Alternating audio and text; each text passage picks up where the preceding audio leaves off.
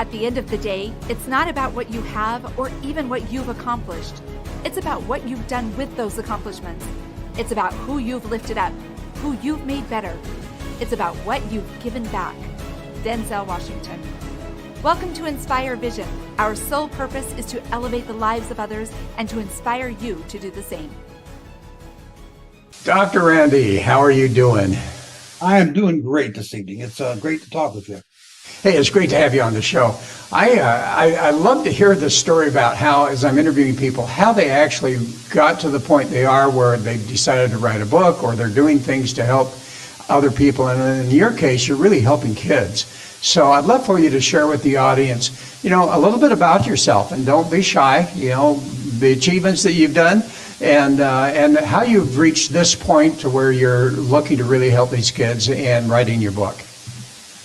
I appreciate the opportunity to do that, Doug. Well, I am a longtime educator, having dedicated my life to children for 40 years as a teacher, a college professor, and a school leader. In fact, 28 of those years I ran school districts in Southwest Ohio, where I'm from. And throughout all of that career, I worked really hard to try to make sure I put kids first. In every decision we made, from the financial choices we made to how we chose curriculum to whatever was going to work out best for kids. I was pretty lucky. I won several state and national awards for my work. I was especially always interested in literacy. That was my primary concern because I strongly believe that if we can get kids on the road to read correctly early, most everything else kind of works out in the long run. So that's always been a passion of mine. In fact, it's continued to be a passion even beyond my retirement a couple of years ago. So I transitioned very easily from that to the idea of telling some stories, and this, in fact, we're talking about my 5th published novel, and all of my novels all feature teachers as heroes. I don't think that story gets told enough, and all of my real life heroes have always been teachers. So I thought if I'm going to craft fiction, then the heroes of those stories should be very much like the teachers and the administrators that I worked with over 40 years. And that's how I got to the book that we're talking about today. Okay, and it's interesting as you're talking about that, something's come to my mind. Yesterday I got a call from one of my sons, and I'm very, very focused on education for kids. And he had called me. He's got some very young children, and he's saying, Dad, you know what, trying to figure out the school district, what's going to be best for them. And we had a long chat about that, because when they were young, I actually put them in a Montessori school. And one of the things that, as I've looked at education and learning and how kids learn, one of the things that I've realized is that they all have different learning styles. And in particular, I'm sure you're so aware of this, I had one son that was very much a spatial visual learner. But because he was spatial, they were all saying, well, he's got ADD and so on and so forth. We got to kind of on medication and it's like, no, that's not going to happen. But I bought him a Palm Pilot, and he was able to focus on a Palm Pilot. He took that to school. I let all the teachers know, you know what, control him with that Palm Pilot, which sometimes they found difficult. But I said, but he's going to use that. And you know what, it made the biggest difference for him to get through school. So I'd love for you to talk a little bit, because we're going to talk, a lot about children. How are they learning? Sometimes they're getting involved with drugs. I mean, you see all of these things going on. What's your experience as far as learning styles, and how on earth do teachers who are kind of given a curriculum to teach get to the point where they can be focused on each of those children individually and somehow make sure that their learning styles are being met? That's an excellent question, Doug. And it points up how really actually challenging the job of teaching is. Most people have no idea what kinds of skills, what kind of strategies, what kind of knowledge a teacher has to have to be a 4th grade teacher, for example, and be sitting in a room with 25 kids, of which there are at least 4 or 5 different learning styles sitting in front of her. and has to, or him, and have to be able to sort out and figure out how to make that work. The best teachers I knew did that. I'm not sure that any of them did it with ease, but they made it look easy because they were both that knowledgeable. So the answer to your question, I think, is first, you have to have teachers who really know their stuff. If you're a reading teacher, you have to really know how to teach reading. If you're a math teacher, you have to love math, know the different ways that kids can learn math, and that everybody doesn't learn math the same way. So you have to know that subject. The second thing is that you do have to be knowledgeable about different ways to reach kids. Teachers are getting better at that. When I went to school, here's an example. When I went to school, you read a book, write a book report. Well, my granddaughter's doing something similar. In this case, they were reading Macbeth. But instead of doing a report on Macbeth, they had like 15 different ways that they could give evidence of what they learned from Macbeth. They could do a reality show. They could do a commercial. They could do a PowerPoint. So teachers are starting to recognize all of that. I have, however, left out the single most important thing, and that is it matters a great deal that kids understand you care about them. They have a saying in our thing that kids don't care how much you know until they know how much you care. The best teachers I worked with were ones that went home at night agonizing over, why didn't I get that last kid to where he needed to be? He came home at night trying to figure out, well, what else can I do to reach these kids? Because they cared about the fact that, as I told my teachers many times, I said, you understand that for a third of these kids sitting in front of you, the work that you do may mean the difference between a life in prison or a life that's productive in society, because they don't have the family support that they need, so we need to provide that for them here. I saw many teachers work that magic over and over again, but it's very hard work, and it's very skilled work, and that's often overlooked today. So where did you teach? I actually started teaching in a small school in rural Ohio. I'm from Ohio. I'm from people that know that. I'm from Southwest Ohio. I live now close to Cincinnati. I grew up in Cincinnati, but this is actually about 120, 130 miles from that in a very rural school. I grew up in the city, very rural school. I had kids that came off the farm, came into my classroom to work, so it was a very different experience. But since then, my experiences have included urban areas, rural areas, suburbs, kind of the whole range. I've had the privilege to work with over those 40 years. Well, and it's interesting. My kids grew up in different states. California was one of them. Idaho was another one, and then Utah. But what I find interesting is there's so much controversy going on right now with schools and with curriculum. And you commented about the teachers, how they really need to be focused and really prepared on doing that. What is your thought? And I'm asking you some questions that are way out of line maybe, but what are your thoughts about the controversy that's going on right now about the school, the curriculum, the teachers, that type of thing? I think, first of all, I want to put a caveat out. I've been retired for 10 years, so I am not nearly as knowledgeable, as involved in the day-to-day happenings of schools as I used to be. I'm pretty much like everybody else, watching what we learn about from the news. But I will be honest, I'm very, very concerned. Some of the controversies, for lack of a better term, that are up now, same thing occurred when I was in school. And what I found in many, many of those cases, the people who were pushing a particular agenda, it wasn't really about kids at all. They had a particular point of view that they wanted to make sure got across. And I know this may stun you, and I'm not saying this about the current individual, but I had people who did that who didn't even have kids in the schools. Yeah. But they thought that they knew better than what everyone else. Here's my answer to everybody else when they ask me this question. I'm going, look, when did we think politicians have a better idea of books that should be in the library than somebody who spent their entire life learning how to choose books for kids to go in the library, or teachers who are teaching kids and they have a bachelor's and a master's degree in knowing how to teach reading.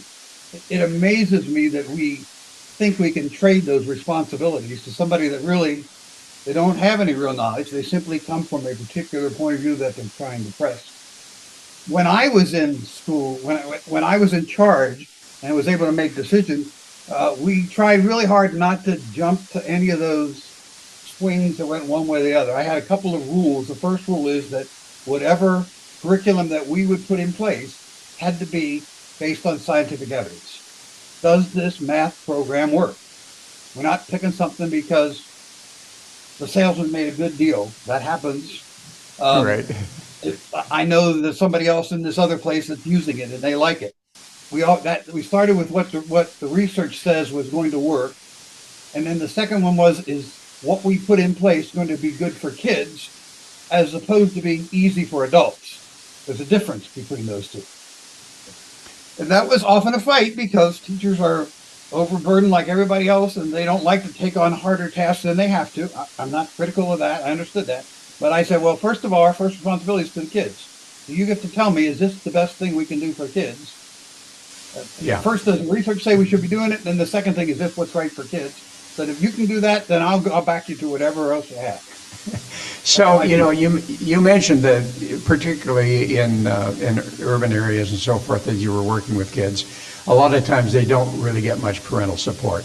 But let's talk to problem, but you're right. That's correct. Let's talk to the parents that really want to be able to support their children, and yet they really don't know how. Another interesting story for my family. I've got 4 kids, so I get stories. But one of my sons, we were talking, and he says, Dad, he says, you won't believe it.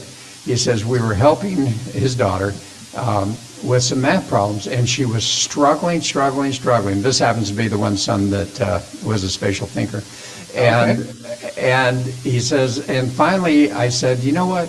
Or he said to her, read the problem out loud. And so she did. And then he read it out loud to her, and boom, she got it. And he said to me, Dad, I just realized she's an auditory learner.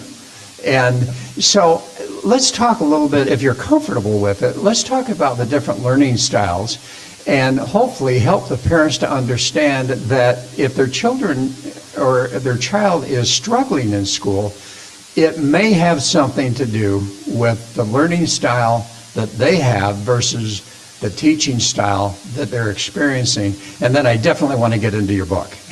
Well, that's fine. Well, I think, and I think you left out one part of the equation. It also may be the difference between the learning style that the parent sees the world through and the learning style the child sees the world through. Because, to be honest, we assume everybody sees things the way we do. That's just kind of the natural. So they have to kind of learn it. I think the first thing I would do to try to ease parents' anxiety is they have to be there for their kids. That means setting boundaries. I have a friend. Here's her rule: walk in the door. The cell phone goes in this basket. It doesn't get touched again until homework's done and all the rest. So I think those kinds of things, especially today, where there are so doggone many distractions, I think that's really critical. The second thing I would like to say probably is the earlier they can get involved, the better. There is tremendous research about if you can start with kids and read to kids even before they're in school, you can make a tremendous improvement on their trajectory in learning as they go later. I'm involved with my own community. I don't know if you know about this in California, but it's called Dolly Parton's Imagination Library. And Dolly Parton is the one who funds this, and she partners with community organizations, and in the community I'm in, which is a community, it's called Green County, we have put for 5 years, maybe 8 years now, we put a book in the hands of every child when they get born, a book a month from their birth until they're 5 years old. It's a remarkable program. I had, where we live in Green County, there's a sizable portion of very poor people who would not be spending their disposable income, or in many cases wouldn't be able to spend their disposable income on books. So it's incredibly valuable. So I think part of my answer is if you can do that early, then you'll make lots of things. You will cut down problems that will happen later. However, there may be people listening to this and their kid is already in 4th grade or 3rd grade, or so they shouldn't feel guilty, but they need to be there for their kids. And I think if they can figure out what their child's learning style is, that's okay. The other option is that the experts say that even if your preferred learning style is one style, it is best to help kids be able to learn through multiple learning styles. So if I'm helping my kid with school, I would suggest to do exactly what your son did. I'm helping her study for the test. I did X, that didn't work. Well, then try Y. Try a different approach. Try a quiz game instead of something remote. If that doesn't work, try flashcards, because every kid's going to have a kind of different respect. But I think the key is that the kid has to know the parents invested. The kid has to know that mom and dad, mom or dad, or one or the other, is there for me. And mom and dad are communicating to me, this is important. What I have seen, because I have worked with kids from rural backgrounds, I worked with kids from urban backgrounds, from suburban backgrounds, with great parent support, with poor parent support. The best of all outcomes occurred when the kids got the message from the parents that school was important. This is your job. You know what my job is? I got to do blah, blah, blah. This is your job. This is your responsibility. This is my responsibility. When kids get that message, then things like, I don't like that subject, or it's too much work. It kind of cuts through all that and goes, hey, I got to do stuff at my work I don't like to do either. Let's get the homework done and we'll move on to the next one. I think that can make a huge difference. And the research says that will really push a long way for kids to be able to get where they need to be. Well, and you know what's interesting? I think that so many times we look at our children's future and how are they going to experience life in the future as adults. And I think we don't realize how much those school experiences can affect that. I've got some brothers that have gone to major advanced degrees, including myself. I've got one brother that, I think went for a year of college and then didn't work. Brilliant, extremely successful. Yep. And what I recognized was that it had to do with parents being able to make sure that they don't get the sense that I'm not smart, I'm not able to do this. Yeah, the parents recognize they have to convey to their son or daughter, you can do this. I believe in you. I understand that this is something that you can accomplish. Go ahead and say that again. It's important that the parents are able to say to their son or daughter, I believe in you. I know you can do this. I know it's hard. The best things in life are hard. The best accomplishments are hard. But I believe that you got it in you. You can do that. Well, and one of the things that I'm experiencing and I've seen is that so often, in fact, I've made this statement, and I don't know scientifically how true this is or someone can back this up, but I notice a lot of these kids that are, quote, ADD and all of these types of things, they actually have a higher IQ level. They're actually very smart, and because of that, depending on what happens to be, whether they're a spatial type of thinker, they observe things that most kids don't observe, and because of that, they're identified as ADD, when in fact they're just really smart kids that have a spatial type of learning. Well, I can tell you from my experience that way too often some educators used ADD as a write-off far more than should have been the case for bad behavior. Yes, the research, does the research say the kids with ADD have a higher academic? No, but there are just as many kids with ADD that have higher achievement possibilities as there are the kids without ADD. So the ADD is not a factor that has any limitation on that if we can simply get to them. True. So let's get to your book, Cruel Lessons. Talk a little bit about what motivated you to write that one, and what are some of the things that you're trying to teach. Well, what all of the books that first of all, I mentioned that all the books that I write, this is my 5th novel being published by this company, and they're all about school. They're all featured teachers as heroes, and they all try to focus on a serious issue that we are struggling with as a culture. I happen to choose to set this particular book in the 90s. In fact, the book is actually set in fall of 1995. That's a deliberate choice for several different reasons, but part of it has to do with what I'm trying to focus on. So the story, basically, the story is about it's about an hallucinogenic drug that's being peddled to middle schoolers.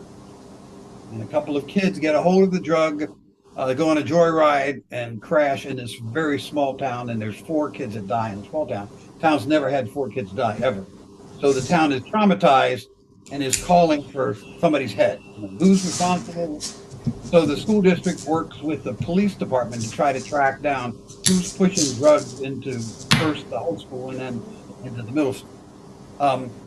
My goal here is, besides telling a good story, and I should not neglect the fact that the reviewers have loved them. The first reviewer said, "This is the best thriller I have ever read." That's from a group called, a professional reviewer called NN Light Bookhaven. Oh, and great. Another group called readersview.com. Readers can see this on my website or look it up. Said this is one of the best mysteries of 2023. So it's a very good read, but behind the read, behind the fun, behind the whodunit, behind the mystery, I'm trying to tell a really serious tale about the dangers of kids experimenting with drugs. I chose 1995 for a couple of reasons. I happen to know that was a time when schools did a very poor job of creating programs that had any ability to keep kids on drugs. So if I'm dating myself here, but in 1995, the 2 programs we were using was Just Say No and the DARE program. And we have since learned that those 2 programs had virtually no effect on diminishing kids' experimentation with drugs. The DARE program had positive effects for student and police interaction, but didn't change their drug habits. And Just Say No had no effect. So I was trying to kind of cast the story in that context. And I wanted to use the past instead of getting into the politics and the partisan thing about what's happening presently, but I wanted to use the past as a metaphor for what's going on now. My concern is that the issue today is far more serious, far more dangerous than what I portray in my book. I mean, these kids there's no real drug. I made it up. So it's a hallucinogen similar to LSD that they get a hold of. And it's dangerous, but it's not terribly dangerous. Today, kids could take one dose of fentanyl and die. I mean, that's a staggering issue that I never dealt with when I was in school. So I'm trying to use the story here to at least elevate the issue to be talking about. And I'm so serious about it that with this book, I've partnered with a national drug prevention program for youth called Natural High. And a portion of the profits of every book is going to this particular group. And the reason I really love this group is their goal. They make scientifically based resources for teachers and students to use to talk with kids about drugs. And they don't charge teachers or parents anything. So it's a free service. So everything is, of course, done. They're a nonprofit. It's done by foundation stuff. So I'm really excited about that kind of combination. It helps with the message that I'm trying to get across. Well, and you talk about a story, and so many books are written nonfiction. They're nonfiction stories, and those books are really tough to get through. And yes, you might get the points that they're trying to make, but at least for me, I find that I struggle. Whereas when you get into the fiction and the really fun fiction or the interesting and fascinating fiction, so many times as you're reading that, all of a sudden you're learning lessons, life lessons. And as you think about Cruel Lessons, your book, not what would be the life lessons that you believe readers can achieve and understand, particularly in helping their children not only to be better students, but also to avoid the pitfalls of drugs? everything in the book is about uh, working with and communicating with kids. So in the book, what happens is that the kids who are experimenting with drugs are kids on the edge, not kids that are not very popular. They're troublemakers. Use whatever, they're at risk, whatever label that currently you like to use. And way too often and way too many places, those kinds of kids just get dismissed. Well, I had his brother. You know what his brother was like? Man, that kid's not going to amount to anything. So I wanted the message to be that, and in the story, the heroes in the story are incredibly moved by the fact that lots of people don't care that these kids are dead. That these were disposable children. So the issue is about caring about every kid and making sure that those kids know that they are valued, which then affects their decisions of doing risky behavior like experimenting with a drug they never heard of before. So I think I know that's not very. I know I'm not putting that in pithy language that I can put on a bumper sticker, but that's where I'm trying to go. And my first goal is I'm a storyteller. I'm telling an intriguing story. I'm telling a good whodunit that will keep people captivated in the pages to try to figure out. I think it's him. No, it's her. No, okay. So I mean, that's my nature. I'm a storyteller, but I am hoping that maybe by 2/3 or 3/4 of the way through the book, they'll have the aha moment that they'll get. Oh, I get it. Okay, it's about why aren't we taking better care of these kinds of children, and how can we do something different so that this isn't replicated in my classroom tomorrow, or in my community tomorrow, or in my family tomorrow. So, would you say that the target audience for your book and gaining the greatest value out of that are teachers? No, I mean, teachers will enjoy it because one of the things that's different about this book from my other 4 books before this is all the characters are all school people. So they're teachers and custodians and secretaries and board members and superintendent, assistant superintendent, everybody and a few parents, but everybody who interacts in the story are all educators. So all of the good guys and all the bad guys are all educators. You have to figure out who's who. So of course, teachers will enjoy seeing that. But parents, virtually anybody who's been through public school in America will recognize that, especially if they were in school in the 90s, which a lot of, they will start to see, oh, I remember that teacher. Just in fact, I've already gotten some early reviews where people go, that Chris was just like the teacher I had in 7th grade. So I think I'm hoping that there will be a lot of readers who see some of their lives echoed in some of the characters that they see in there. The book there's nothing inappropriate for the books for students, but the books are really intended for adults. Okay, and for those that are involved in education as well as parents, what value do the parents get out of this, and how is it going to help them to really help their children? Well, I think though the greatest value, the first value they'll have is it'll be a really good read. They're going to have a good several nights of enjoyment, and it will do some nice memory taking back. Plus, they will be able to see reflected in the attitude of what's happening in the school district, things that they would want to be talking about. What are my teachers like with my children? Is the teacher like Chris, or is the teacher like Stacy? Who's the one that has my teacher? Do my teachers put my kids first, ahead of getting out of school early, ahead of getting my hair done, and all those other things that come into being? So I think that they will get that as well. They're not going to learn about the current drug culture from anything in here, because this is 1990. But I'm hoping even parents will see the one kid that ends up getting caught up in this is a really good kid that just happens to be in the wrong place at the wrong time. So I think part of that message will get the parents go, you need to be talking to your kids, because this kid just happened to walk into this one spot at the one time, and as a result, he ended up being dead. Your child can do exactly the same thing. You need to have that conversation with them ahead of time. which is really what the natural high that I'm partnering with, that's what they're all about. Don't wait till X, have that conversation now, because they need to have it. So, one of the things that you're talking about that really comes to my mind as you're talking about parents, and this is a tough one. How do parents hold teachers to a higher standard and help the teachers to achieve that standard rather than getting into more of a difficult type of aggravated discussion? Confrontational discussion, you mean? Well, I think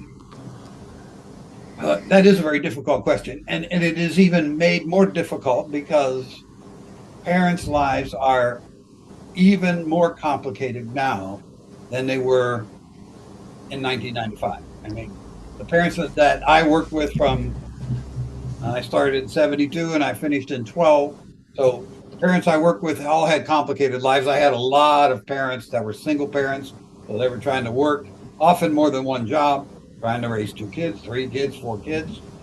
So the demands on them were very difficult. But I tried to tell them, even with all that, you still need to find a way to get positively involved with your school.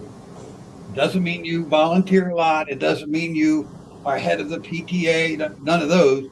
But you need to find a way to show the school that school matters to you. What your kids are doing matters to you. And if you can do that to the teacher, that opens up almost any kind of conversation with them. If the teacher knows that you're there for them, you're going to help, the parent is going to help the teacher work with Jamie, okay? And Jamie needs that work. When the parent comes and goes, look, I got a question. This happened. And why did that occur? Is there something we should have done differently? The teacher's going to take that in a whole different way than if they've never met this parent. The parent comes in and, I had this happen many times, so this is not fictional. The parents and this teacher had never met. The kid gets in trouble. Mom and dad comes in screaming, saying, my kid would never do that. The number of times that parents come to me and go, my child would never lie to me. And he said the other person started. I said, ma'am, first of all, I've got 3 wonderful kids. They've all lied to me. Okay. They're not but maybe your kid is better than mine. I don't know. I said, but we have 5 people that said your son start, So if you can build a relationship first, then I think when you have questions and when you want to raise an issue, it's a whole lot easier than if you just go in and go, hey, I've heard this too. I pay your salary, so you better do what I tell you to do. That's happened before. I'm not making it up. No, and you know what? I think that's such an important point is, we talk about how essential communication between children and parents are, particularly in their ability to learn and deal with school. But we don't talk a lot about how important that communication and relationship level is between parents and the teacher. And I think you hit a good point, being able to, really develop a relationship with the teacher so that you can go in and say, hey, my child's struggling, and I'm wondering if maybe they have a different learning style. What are your thoughts? And all of a sudden, that gives the teacher the ability to go, oh, you know what? Maybe that's true, and maybe I need to focus a little bit differently with that child. So I think, I appreciate what you say there, because I think it's so important that as parents, we actually get to know the teachers, which is not easy, particularly once you get into middle school and high school. No, it is not. You're right. Now, the schools have made it easier in the sense that there are more ways that you can have a relationship. You can do a text back and forth. You can do an email back and forth. And I don't want to give the impression that they got to become best friends. That's not. No. They don't have to be heavily involved. They don't have to know them personally. They just have to have a relationship. Try to make the relationship there before an issue that you just raised came up. The other thing is, I will say this now. Doug, I worked with thousands of teachers, as you can guess, over 40 years. And I would say 95% of those teachers worked really hard and did the very best they could all the time. We had our 5 or 10% that's not true, but most Right. cases. So now your parent that you're talking to will say, well, this is one of the 10%, and they may be. I'm not dismissing that. But I would remind parents that in most cases, the teachers are doing the very best they can. And it would help them to recognize that beforehand. So it's not like, God, if they just gave a damn, then the kids wouldn't be in this situation. That's not been my experience.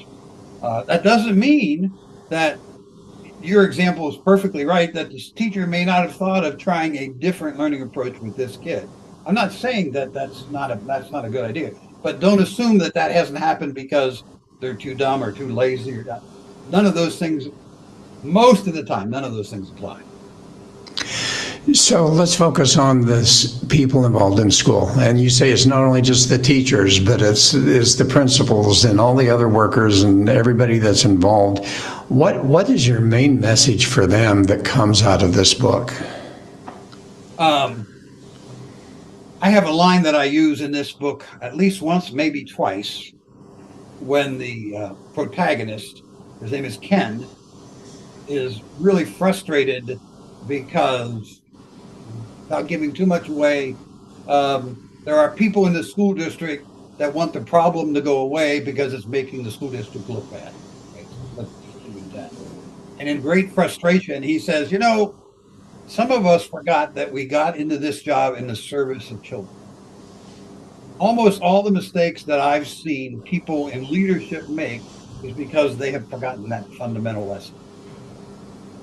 Their focus is on money, not their own money, saving the district money, or power, or popularity, or what the public is going to vote on the next. It's not about, we did this to try to figure out the best way to serve children in this community. Is that what we're doing? So if you're asking me for my advice based on my 40 years of experience, I would tell the principal, superintendent, board members to ask themselves that question.